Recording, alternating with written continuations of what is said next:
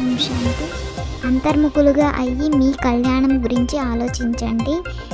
విహరించడానికి తిరగడానికి వెళ్ళినప్పుడు ఏకాంతంలో విచారసాగర మథనం చెయ్యండి. మిమ్మల్ని మీరు ప్రశ్నించుకోండి, నేను సదా హర్షితముగా ఉంటున్నానా?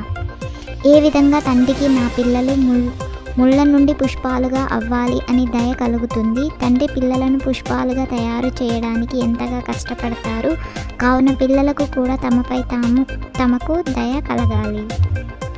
మేము బాబాను ఓ పతిత పావన రండి పుష్పాలుగా తయారు చేయండి అని పిలుస్తాము. ఇప్పుడు వారు వచ్చారు, మరి మేము పుష్పాలుగా అవ్వమా? దయ కలిగితే దేహి అభిమానులుగా ఉంటారు.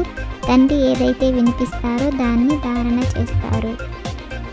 మీరు ఇక్కడికి వచ్చినప్పుడు ఈ లక్ష్మీనారాయణల చిత్రాన్ని మరియు మెట్ల చిత్రాన్ని చూస్తారా?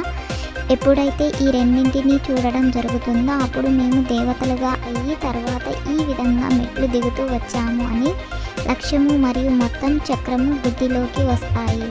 లక్ష్యము, ఉద్దేశం మరియు 84 జన్మల చక్రం ఎదురుగానే ఉన్నాయి. ఈ 2 చిత్రాలు విజిటింగ్ రూమ్లో కూడా ఉండాలి. స్వయం చదవకపోతే తమను తామే నష్టపరుచుకుంటారు. స్వయాన్ని ఎంతో కొంత యోగ్యులుగా తయారు చేసుకోవాలి. మీరు కూడా విద్యార్థులే, అందులోనూ అనంతమైన తండ్రికి విద్యార్థులు. ఈ బ్రహ్మ కూడా చదువుతారు.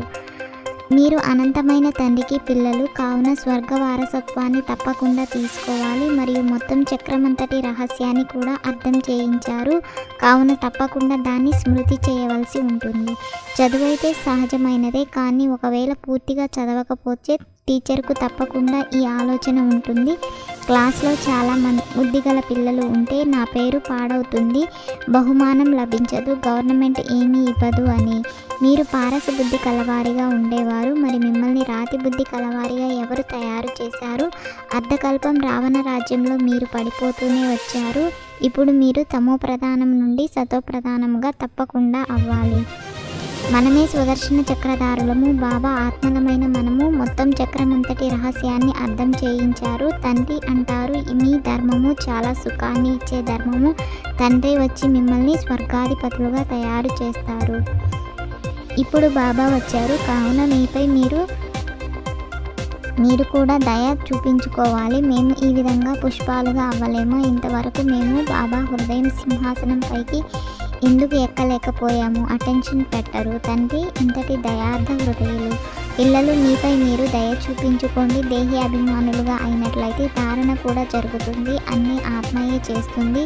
నేను కూడా ఆత్మనే చదివిస్తాను. స్వయాన్ని ఆత్మగా పక్కాగా భావించండి మరియు తండ్రి స్మృతి చేయండి. అన్నిటికన్నా ముఖ్యమైన విషయము తండ్రిని చాలా ప్రేమగా స్మృతి చేయడం. ఏ విధంగా పిల్లలు తమ తల్లిదండ్రులకు పూర్తిగా అతుక్కుపోతారో అలాగే బుద్ధి యోగము ద్వారా తండ్రికి పూర్తిగా అతుక్కుపోవాలి. ఈ సమయంలో అందరూ పంచవికారాలకు అలవాటు పడిపోయి ఉన్నారు.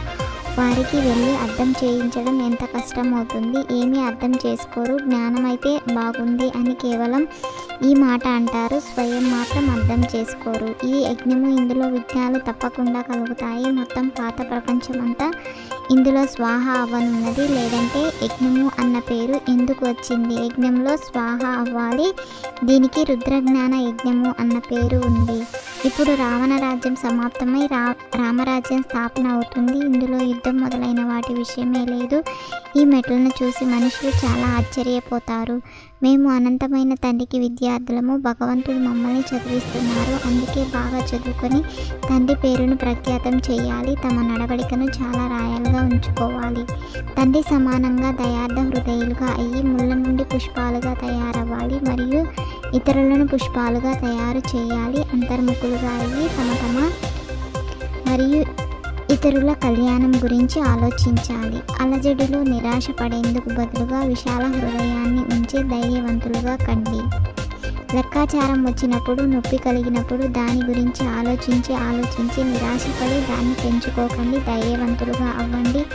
అయ్యో ఏం చెయ్యాలి అని ఆలోచించకండి. ధైర్యాన్ని కోల్పోకండి. ధైర్యవంతులుగా అయినట్లయితే తండ్రి సహాయము స్వతహాగానే లభిస్తుంది.